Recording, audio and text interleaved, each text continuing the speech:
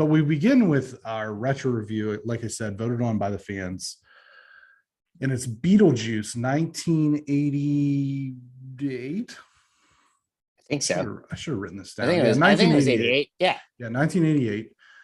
Budget of 15 million, a gross of 84.6 million, or 164.6 million adjusted for inflation.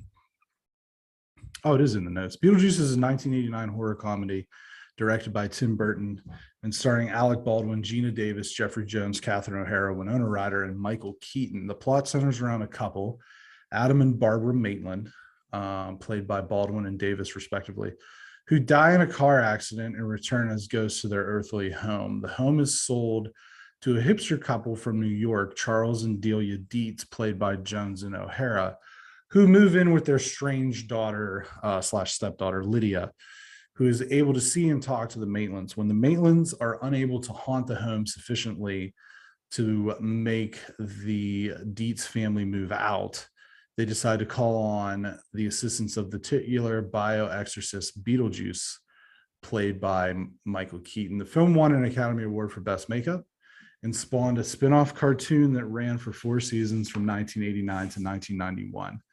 The dinner party scene in which the guests sing and dance to the song Deo by Harry Belafonte is one of the most iconic scenes of Burton's illustrious career. The film was scored by longtime Burton collaborator Danny Elfman. So I was amazed at how weird this movie was. I honestly realized that I hadn't watched this in about 30 years. Yeah. It's so weird. I love it. I love that kind of weirdness. And I think this to me this is peak Burton. This is what he should have always been doing. It's cool that, I mean, like, it sounds weird too. Like Michael Keaton was an 80s star, like a legit 80s star. And he did Night Shift and, Mr. Mom and this and of course, Batman. Right. So for him to take on this role where like Beetlejuice really doesn't come on stage, he has a couple minor little things. It's the 47 and 6 second mark of this movie is where you actually get full on Beetlejuice. And I had the action figures of Beetlejuice as a kid and all this stuff. Like I loved this movie when it came out. And for this to be an absolute like real hit is weird to me but maybe that was just a sign of times in the 80s where you could kind of do weird things. Like this movie would make about $4 now, I think. Maybe. It's so weird. It's so off the wall. Like when Alec Baldwin and Geena Davis die at the very beginning and then they try to leave their house and they're just in this weird whatever world. I think they said it was Saturn. Like, yeah, it was Saturn. And so it's like, this is so cool and so great. And Tim Burton just, I understand what happened with Tim Burton is he got super attached to Johnny Depp and Johnny Depp was not great. Like at that, there was a point where Johnny Depp was just, Captain Jack Sparrow and everything. And that hurt him. But I knew I was going to really like this movie again after not watching it for so many years. But, the Deo song, that is great. Like I watched that twice. I watched the ending twice. I thought that was, the ending's really good when, Beetlejuice just sitting in the office too, and he gets his head shrank. And I had an actual doll where his head shrank, like it flipped and stuff. So all these little things like came back to me. I'm like, oh wow, like this was huge. I mean the cartoon. I remember the cartoon. I watched it when I was a kid, and I think it was a good cartoon. I like to see if it's back because it was definitely weird. Yeah, and it was just one of those things where to go on like a Family Guy thing, but it's like Geena Davis is great. And, Alec Baldwin, of course, is great. And it's like, whatever happened to Geena Davis? Chris, whatever happened to Geena Davis? But there's so many, and everybody here is so famous. That's like another one of those things where like most of these people in this movie are still like relatively famous. Like Catherine O'Hara is always Catherine O'Hara in every single thing she does. But I have no problem with that. It's like this rich, yuppie, hipster person. And yeah, to me, this is... I know it's a hit, but I actually think it's kind of underrated now at this point because there's not a real flaw to me in this movie other than it maybe is too quick. And I never say that about a movie, but it almost wraps up too quickly. And but beyond that, it's so funny. It's like actually really funny. And yeah, I love this movie, and I'm glad that that's what we picked. This is what the audience picked for us to watch. Just a few thoughts. Well, number one, and this just broke, Alec Baldwin just killed somebody on the set of whatever movie or show he's working on. He fired a prop gun and it struck somebody and they're dead now. Oh, that's not his fault, but that's you heard it here first. But in light of that, Beetlejuice, that just happened. That just broke. Yeah, it just broke. Oh my God. I think that, so first of all, Burton did a Pee-wee movie. He did. Pee-wee's Big Top. Yeah. Or Big Adventure. Yeah. Big Adventure. Yeah. Big Adventure. That's a good movie. And then this really, prior to Beetlejuice, he hadn't done a lot of, he'd done a lot of shorts. He'd done like a TV episode here or there. But really, like, this really kicks things off for him. Yeah, Pee-wee's Big Adventure in 1985. This really kicked things off for him because here's his next 4 movies after that. Okay, so you got Beetlejuice 89 or 88, Batman 89, Edward Scissorhands 90, Batman Returns 92, Ed Wood 94, Mars Attacks. Ed Wood's awesome. Mars Attacks 96. And then it kind of gets a little weird with like Sleepy Hollow, Planet of the Apes, Big Fishes, whatever. He also, Nightmare Before Christmas, he had a producer, not director. He was a producer. Yeah, he was a director, producer. Wrote Nightmare Before Christmas.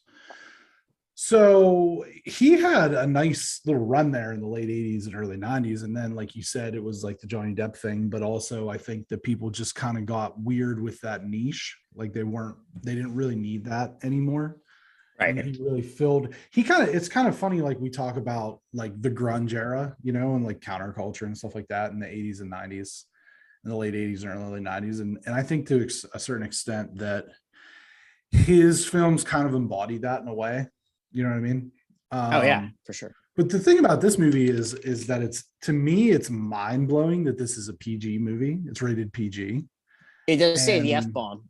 Yeah. He knocks over the tree, but... and still, that's not a thing these days. He knocks over the tree. Nice fucking model, whatever. And so funny. He's like going to a whorehouse, and there's a lot of smoking and a lot of like kind of grisly, like the way that some of the characters are. It's like scary, like parts of it are scary. You know what I mean? I was definitely making sure that like none of my kids were walking through as any of the scary things were going on. So the PG thing is kind of, I think that's a sign of the time, for the same reason that like Major League is rated R, which is just baffles me. Like that's a PG-13 movie. Yeah. But I think like here's where I kind of like my head went to immediately following this movie is that if you said to like somebody that was probably like 10 years younger than us, right? Like 27, 28, 29. Like, what do you think about the dinner party scene in Beetlejuice? They wouldn't have any idea what we're talking about. No. And I think that is, it's like, we move so fast as a society that I think a lot of those like iconic things for their time period, like you can really only pick 1 or 2 things from a certain time period of film or television or music or whatever that are truly timeless. And as iconic as that scene was at the time, and even probably through the 90s, it just, if you try to talk about somebody today outside of the context of something like what we're doing right now, most people have no idea what you're talking about. No. And so that's why I do think that it is good for us to do some of these like retro reviews and stuff like that. We're going to do Planes, Trains, and Automobiles for Thanksgiving. I have never seen that. So Oh that'll man, be, and I've seen it probably yeah, 25 times. right. That'll be fun. You're Yeah, gonna love that but movie, Brent. I just know you'll love that. yeah, yeah. So yeah, I mean, Beetlejuice, part of the reason we did Beetlejuice and not like, I don't know, Halloween or something is because I don't do well with like actual scary stuff. But this is just like a nice reminder that you can have something thematically that's not just like totally terrifying, you know? Right, right. But I liked it. It was nice. I thought to myself while I was watching, I was like, I don't know if I know I've seen the whole movie, but I don't know if I've ever watched it tip to tail in one sitting. Like it's a lot of just like, it was on cable a lot, like when we were growing Yeah, up, yeah, yeah. especially around this time of year. I still think that it's on like whatever the freeform thing is, the whatchamacallit, whatever the hell it's called, 30 Nights of Halloween or whatever, that's on like Oh ABC yeah, Family. It's the CW or ABC Family, whatever that network is, changes its name like every third year. I think it's on there, but it's obviously heavily edited for language and such. But anyway, yeah, Beetlejuice, check it out. It's not available on anything. Like that was the no. difficult part. But it's only like $4 to rent. Well, yeah, it was $4 on and you Prime. get it for like 2 days. Yeah, and the other thing is now that I think of it, it is on Hulu, because I do think it's part of that 30 Nights of Halloween or whatever on Freeform starting tomorrow. So if you have Hulu, you'll be able to watch it. It'll just be with ads. So right. It's worth watching, and it's really fun. Yeah, And it's short. It's only like it's 80, short. It flies by. Yeah, it flies. It's like by. 85 minutes long. So yeah, definitely watch Beetlejuice. Highly recommended.